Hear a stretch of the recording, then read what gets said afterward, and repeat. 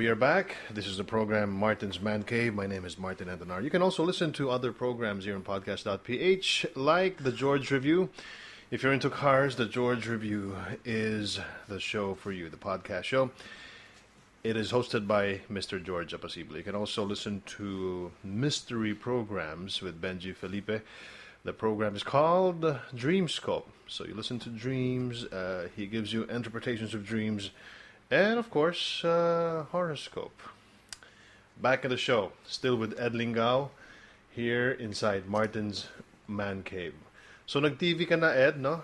Pumasok ka na sa TV, and let's go fast forward. You went to ABS-CBN, and, yeah, hindi mo pa in-explain sa amin.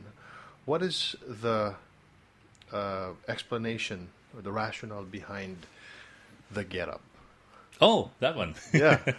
Sometimes I see you with camouflage. Of course, when you were in Afghanistan, you had to blend with the sand, so the enemies won't see you, and you're embedded in. Okay. I never wore camouflage. Ah, hindi ba? Okay, mali ako. That's a big no-no for me. Mali pala. I think I only wore camouflage once, and it was here in Basilan, and then I never did it again. I figured it was a wrong thing to do. But other than that, I avoid wearing anything that looks directly like it came from government issue military uniforms, because it increases the danger on you and your team. What I do tend to wear are gear. It's a kind of gear that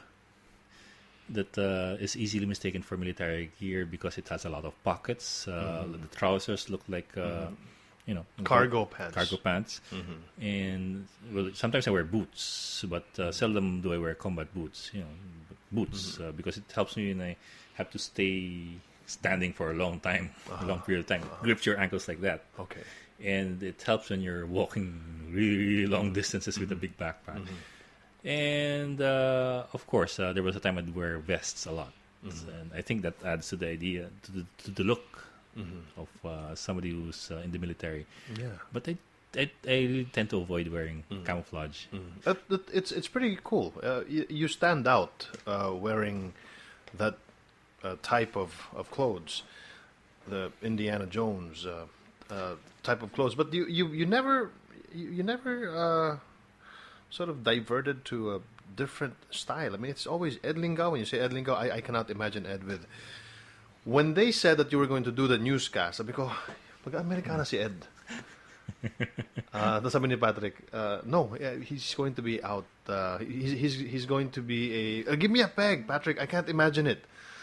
Sabi niya, Anderson Cooper, who's out wearing a shirt. Okay. Now gets ko na.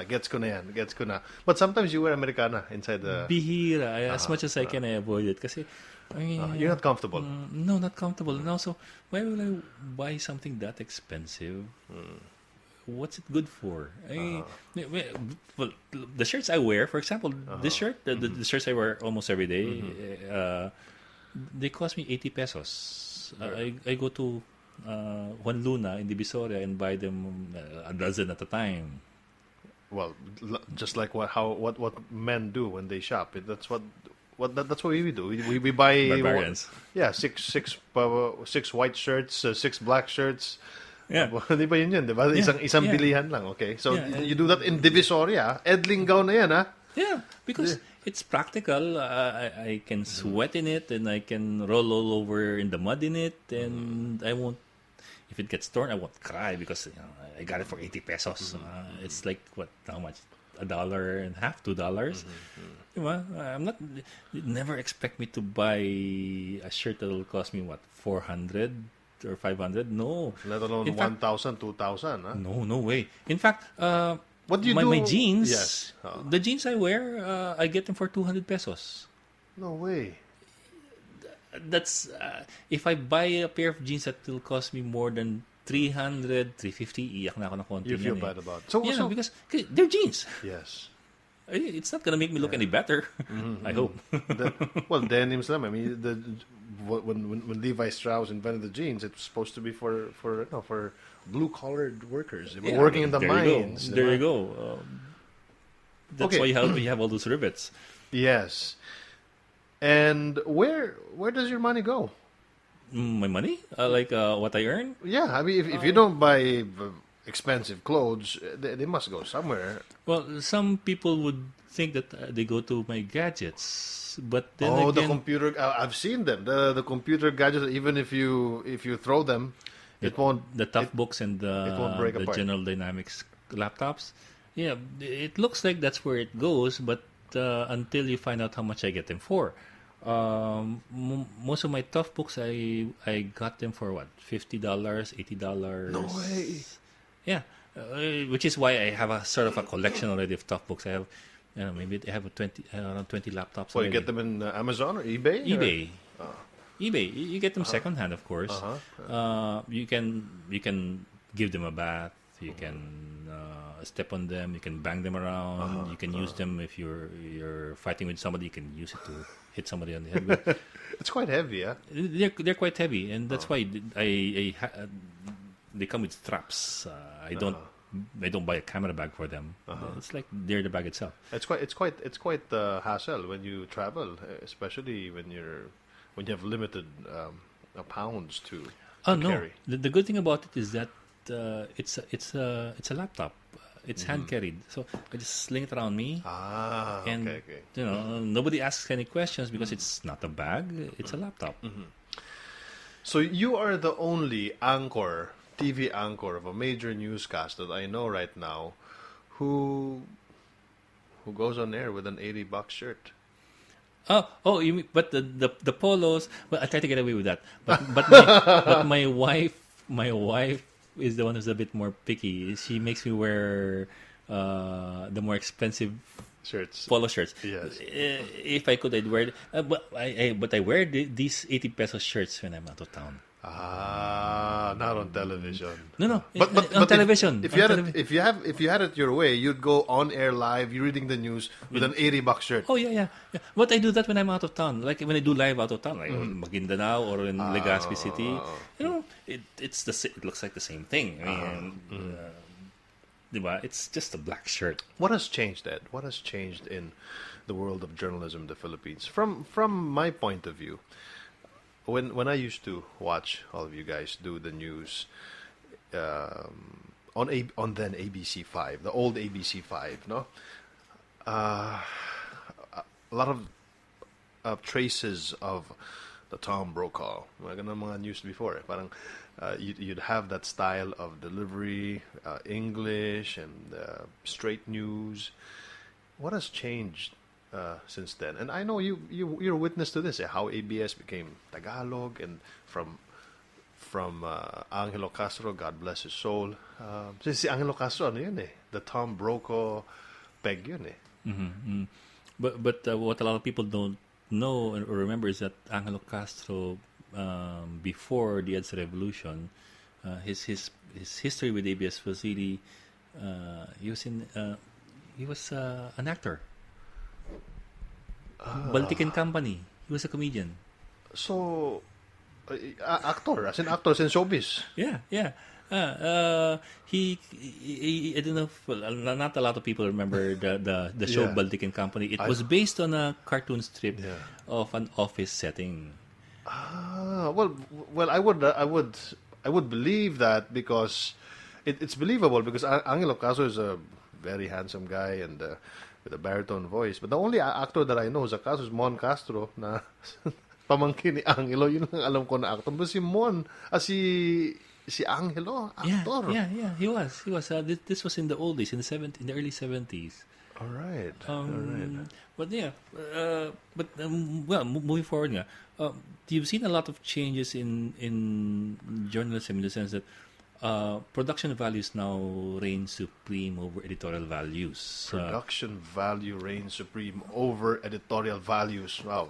Let me go a wee bit back pa. In the 1950s, Walter Cronkite, of course, the man everybody knows, the anchor that America trusted, who announced the Kennedy, the assassination moon landing. of Kennedy.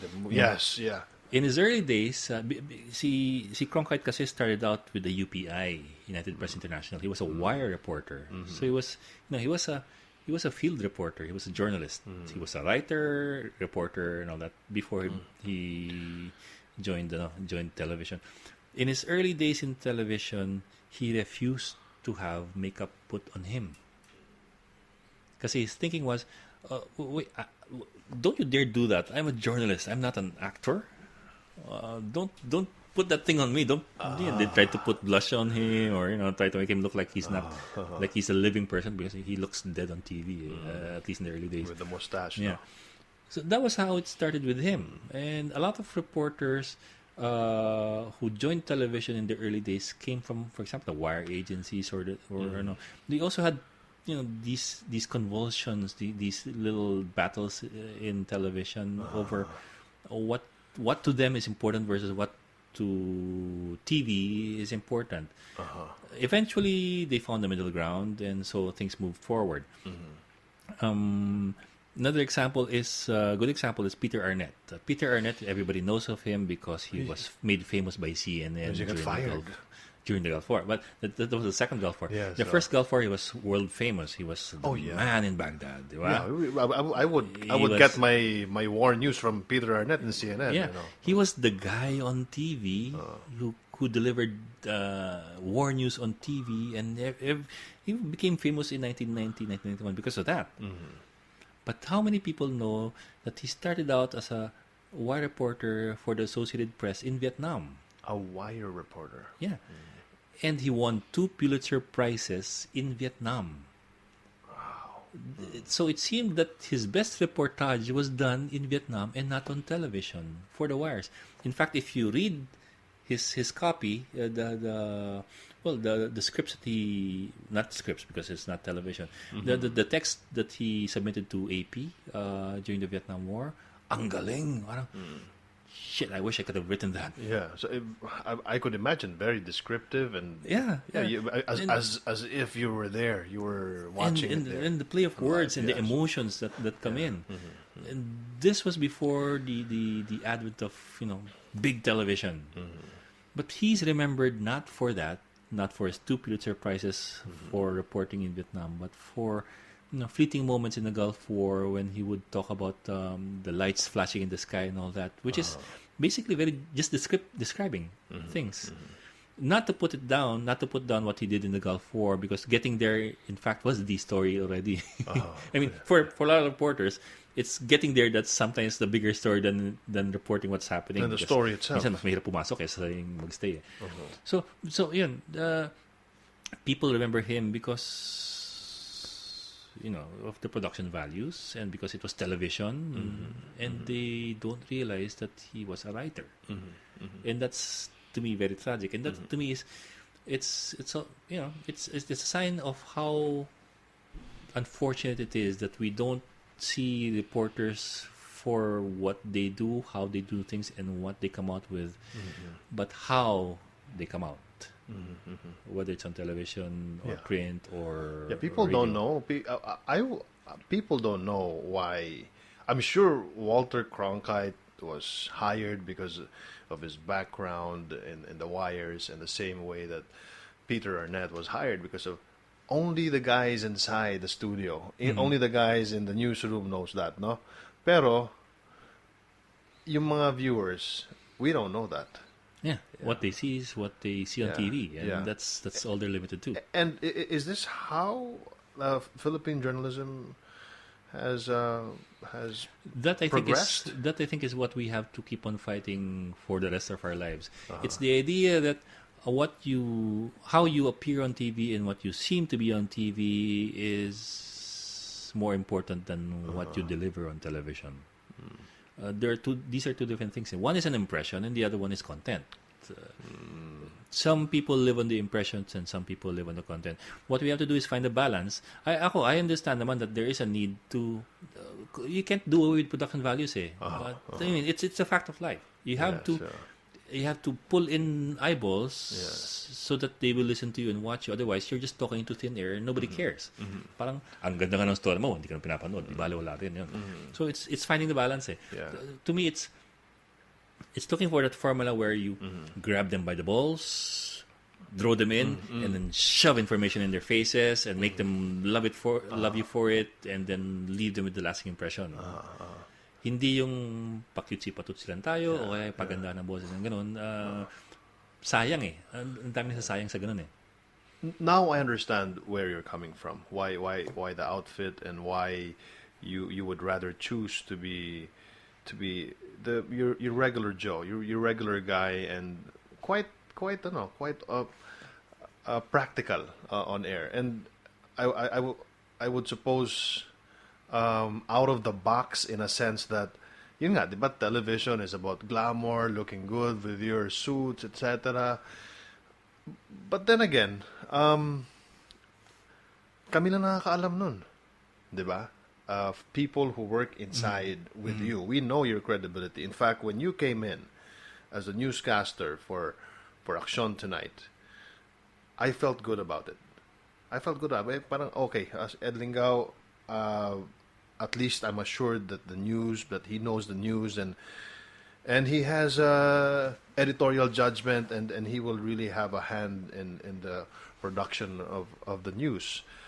I feel good about it. Pero hindi kasi alam ng viewers yan eh. Hindi naman lahat sila alam nila na kung saan ka nanggaling eh. Di ba? So we're again battling that eh. Those are the two things that we have to address. On one hand, it's the viewer who votes with the remote. But on the other hand, mas malaki ang cargo natin with changing the way things are done inside.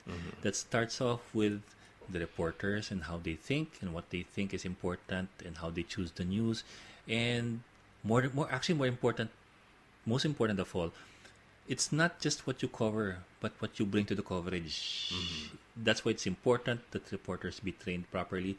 Hindi yung kung anong abutan mo sa coverage eh, kung ano yung dadalhin mo sa coverage, which is background information, contexto.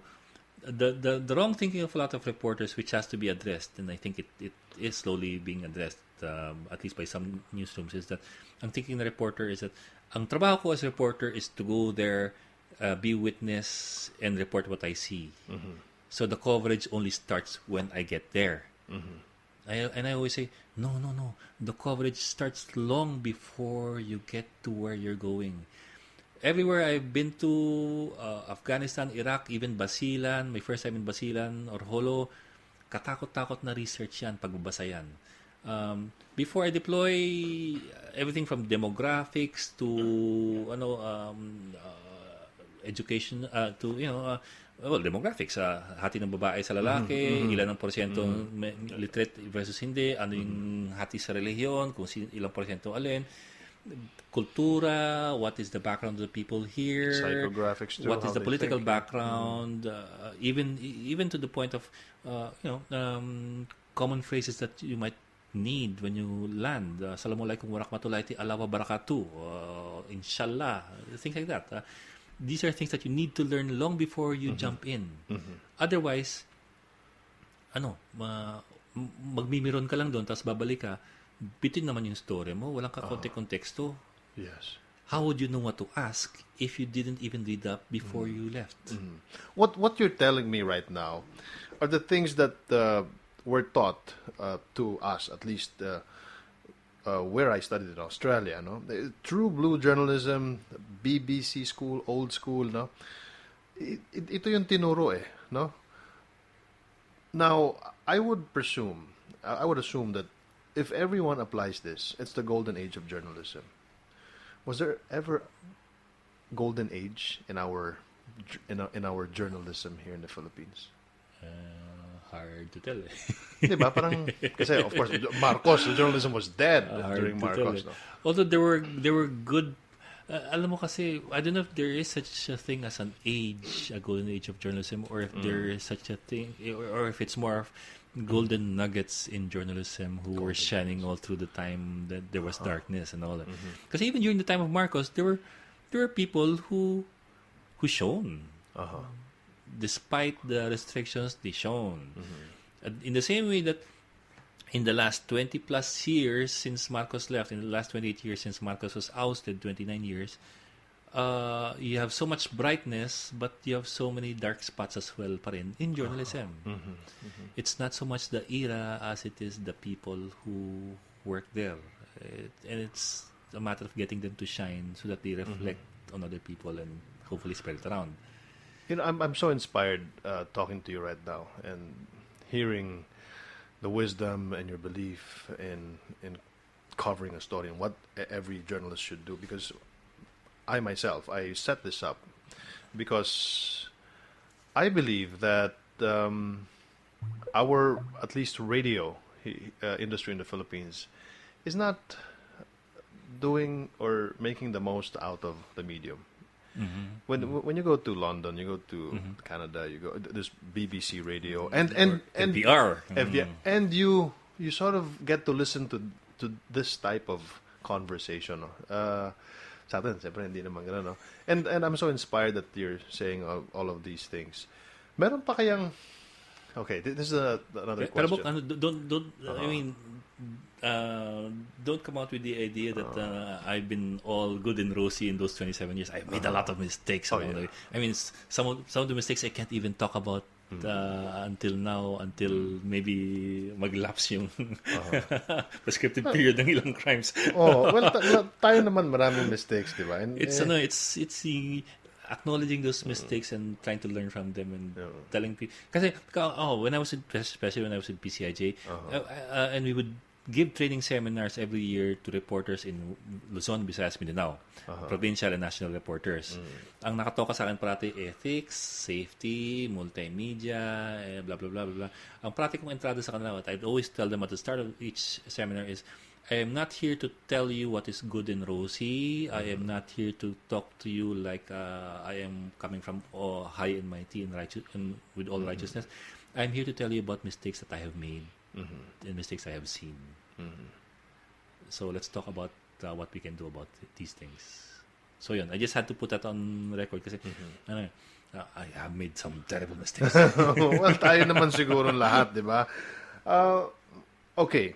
And now you've got the social media, citizen journalists, and every person can just become a journalist, quote unquote, on social media. And has this contributed to the challenge of yes? Well, let me try to tweak that. These days, everybody is a publisher. Okay. As against everybody's a journalist. Kasi to do journalism is to go through a process. I would think, and that process would include things like having editorial standards or values that you ascribe to, and having a mechanism that has checks and balances and all that. So what we have now is a situation where everybody is free to publish whatever they want on the internet.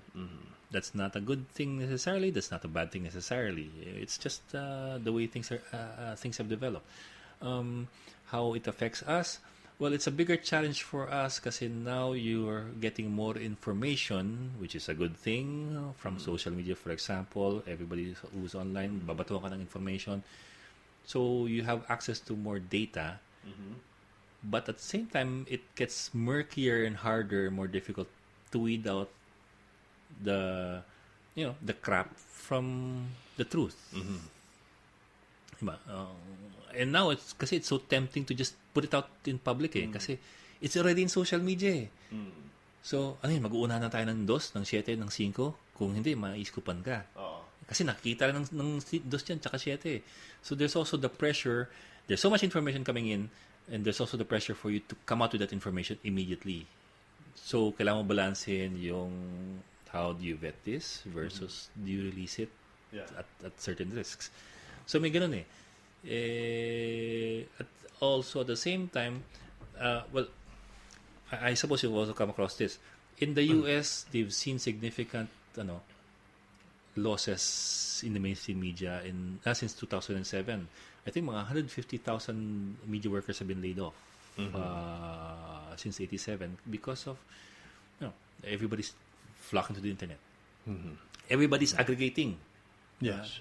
Aggregating is not a bad thing, but yun nga lang, it has an impact on online and offline sites. People may not buy newspapers anymore because they'd rather look at Yahoo or Huffington Post, and everything is there. It seems to be there already. I get it. Diba? And who's going to complain about free information? I mean, diba? We all want information to come out freely, but does that mean that nobody has to pay for information? I think that to think that we deserve to get our information for free is a dangerous thinking, kasi in the end you would need to spend money to get information, vet it, check it, digest it, collate it, and publish it. Exactly. With a sense of responsibility. We can't have a world of bloggers and no media, and no mainstream media. It's hard to control everyone. Yeah, but you be careful then when you say that, because if you say that, a lot of people will say, so you want to control us? No. I mean, control in a way that you send your reporter to a particular place to cover that event, and this reporter is trained to cover it and to send back the news. It's difficult to hire a someone out there na okay, stringer ka, and this is the amount that I'll pay you, right? And you don't have the sense of control in a way that you're not there to that accountability is not there. The to oversee the professional accountability, and maybe kasi iba pa rin when the person works under one organization, and every now and then you meet and then talk about standards and how to improve. Because otherwise, what would you do? You'd expect people to blog about certain issues because of their sense of what is right and what is wrong, what is legal and what is not, or what is holy and what is unholy. Then all these other things start coming in. Are they doing this because they really believe in a certain cause, or because they believe in the cause of money and all that? It's not to say that bloggers cannot be journalists. It's not to say that. They can be journalists if they train. Yeah, in the same way that a lot of reporters are also bloggers. A lot of journalists are also bloggers. In fact, in the PCIJ, we were also training bloggers to do journalism. I, for one, I'm a broadcaster. I'm also a podcaster. Yeah, there you go. Oh. See, but in that sense, kasi you're using the values that you have in journalism and broadcasting in your blog, in your podcasting. That as against somebody who just likes to put things online. That's way different. Yes, it is the free flow of information. That is called publishing. That is not necessarily called journalism. Diba? Iba yung publication, iba yung journalism. Lahat tayo pwedeng gumawa ng mag-publish ng magazine na may nakahubad. Pero hindi lahat tayo nakagawa ng news break na magazine. So, this is just a thought, that sprang out of our conversation. Maybe we should come out with some tips, podcasting tips on how to be a professional podcaster or news podcaster. No, we should come out with some guidelines. No, 1 to 2 minuters, diba? You can voice it and stuff, but we can do that. Exciting, no? Kasi that could be one of my advocacies doing this. Diba? Alam mo, maganda rin yan na ikalat kung gumawa ka. If you make something like that, maganda ikalat yan, for example, sa probinsya, sa provinces. If you can translate it into other dialects as well. The internet's already there. You might as well make use of it. Kasi in Imperial Manila, we are more or less already a homogeneous group of journalists. We hew more or less to the same standards and ethics. But when you go to the provinces, iba yung realidad. They have so many other factors that intrude into the realities. You would have sometimes, for example, probinsya na may mga warlord na nakikipagkulitan sa mga reporter. Mananakot talaga yan. So hindi ganun kasimple yung buhay nila ng mga reporter sa probinsya. Mas mahirap nga. Most of the reporters that get killed in this country are from the provinces. The provinces. Diba? Mas komplikado ang buhay nila, and I think that they need more help in that sense. Sa atin, sa Metro Manila, napaka-komportable ng mga media magpe-press con lang, kakape-kape lang. Sa probinsya, iba pinag-uusapan Doon yung, paano ka pupunta doon sa kabilang bayan kung wala ka namang panggas dahil yung publisher mo does not even bother to pay you because his argument is, I gave you a press card, why should I give you salary? I've heard that several times. Okay na yan Parang privilege na yan. May press card ka. That's a common refrain I keep hearing from provincial reporters who complain about their bosses or their publishers. There's that, and in the provinces you have a lot of publications and radio stations that are owned by politicians. Okay. Moving forward, I think we've talked a lot about journalism here in the country. But quickly, how do you see journalism in this country develop in the next 10 years? With current trends, I'm afraid I'm not too optimistic. Sabay tawa Okay. Well, I think that's one of the things that everybody is trying to work out. How do we rechannel all these resources that are pouring into journalism? And you're talking about a huge amount of resources that are pouring into journalism, into Philippine media. How do we make sure that all these resources are used in the right way? I'll give you an example. Ang ganda ng John Oliver did a nice piece. It was funny. It was a funny piece. It was actually a sarcastic piece. Investigating investigative journalism in the US. Ito ang ang premise niya ganito. In interview niya, his interviewee was Kaj Larsen. He was an investigative reporter for CNN. He's a veteran reporter who goes to war zones, digs up all sorts of stuff and all that. He was laid off by CNN because of cost cutting. Wow. Cost cutting. I'm sure we can all relate to that. Diba? Cost cutting. But on the other hand, CNN spent millions of dollars to buy a new hologram machine. Using the elections. You know the hologram machine, diba? Yes. Imagine Star Trek, beam me up, Scotty. Tapos they're shimmering there in front of the anchor in the studio. They use that in GMA7. Yeah, right? they use that in the Philippines na. Yeah. Diba? Shimmering, and then the reporter appears there in 3D. Diba? That's production value versus editorial value. Nalaglag yung isa. Mas malaking pinagastusan para doon sa isa.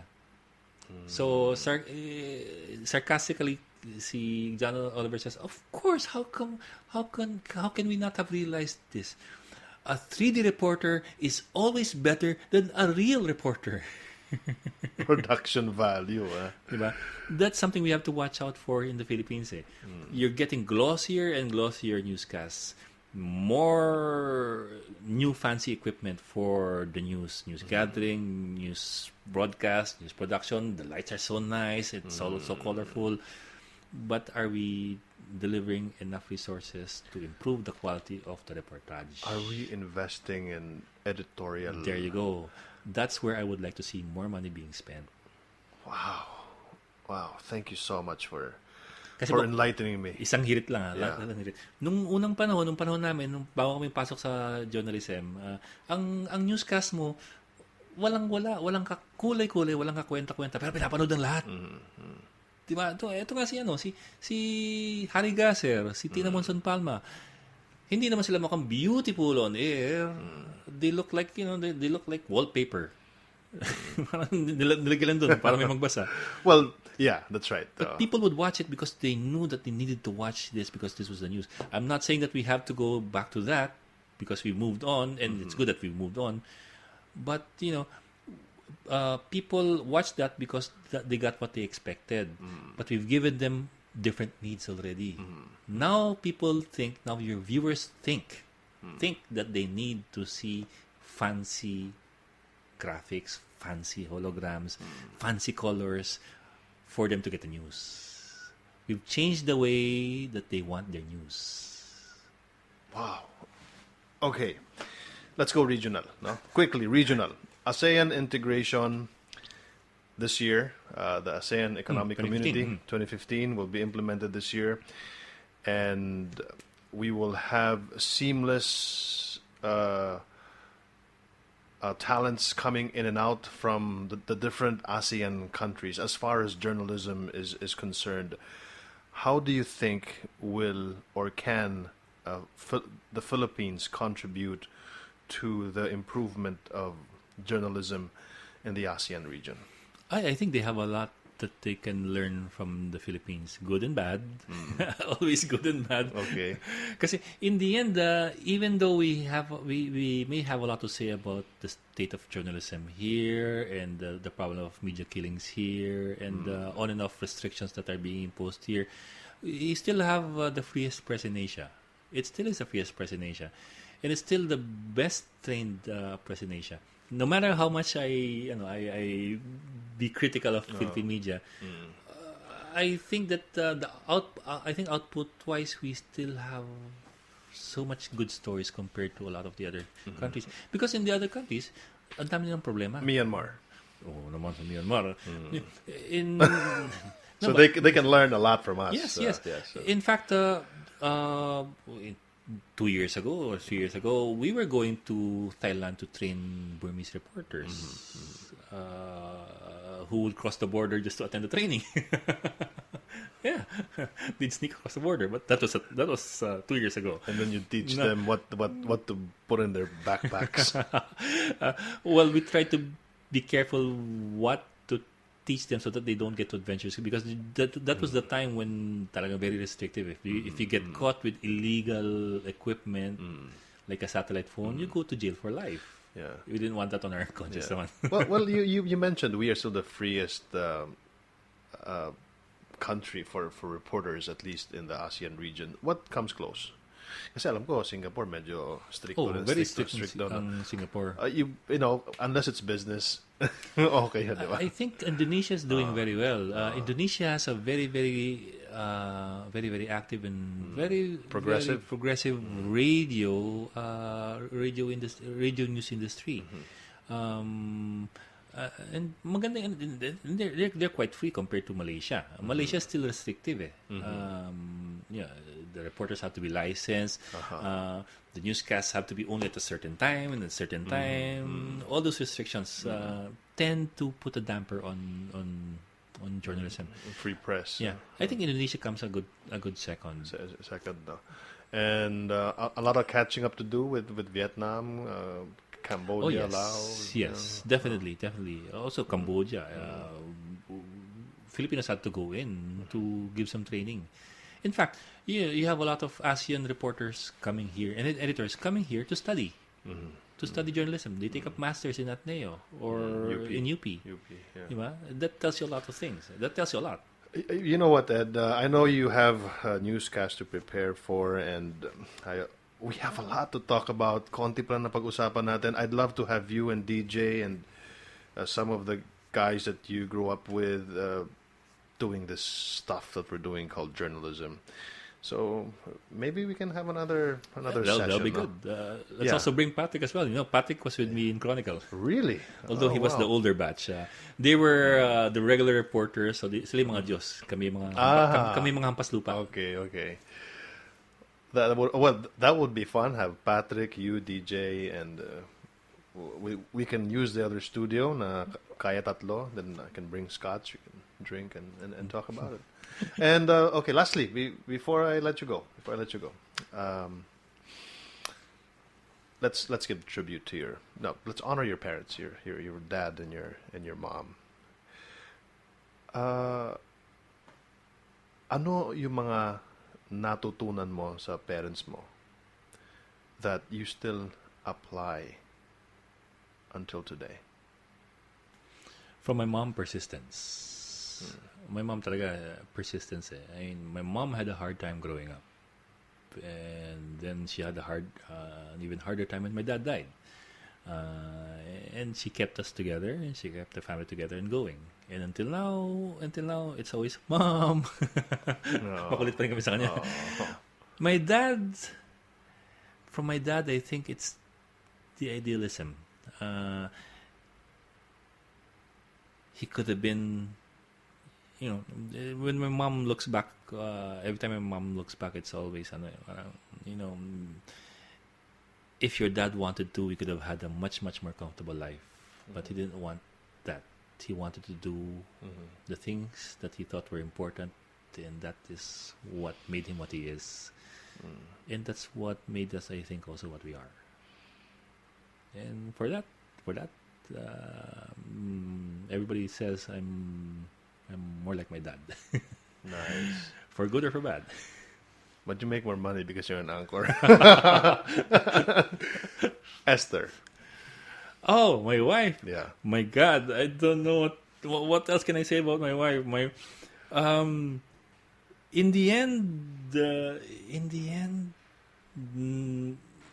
nothing exists if not for my wife. I mean, all the crazy things I do, I get to do it because my wife lets me. And a lot of these things, I wouldn't have the courage or the strength to do it if I didn't know, if I had nobody else to go to at night, to talk to be with, and to raise a family with. So yun, one is looking back, that's my parents, and one is looking forward, and that is my family. Ito, pinakalas na talaga, no? In the world of print journalism, who are the guys that you'd like to say thank you and honor, and say that without you, I wouldn't be where I am, or I wouldn't be the person, or maybe the journalist that I am right now? I think primary would be Malu. Malu Mangahas. When I started out in the Chronicle, she was among the stellar firmaments in the Chronicle. Pag pumasok ng newsroom yan, lahat nakatingin sa kanya, lalo na kami mga hampas lupa na parang, oy, si Malu yan, ganun. Tapos naging partner ko, and along the way, sometimes it would be embarrassing because I'd screw up, but still, ngingiti yan, tatawa, and she'd tell me, she'd guide me,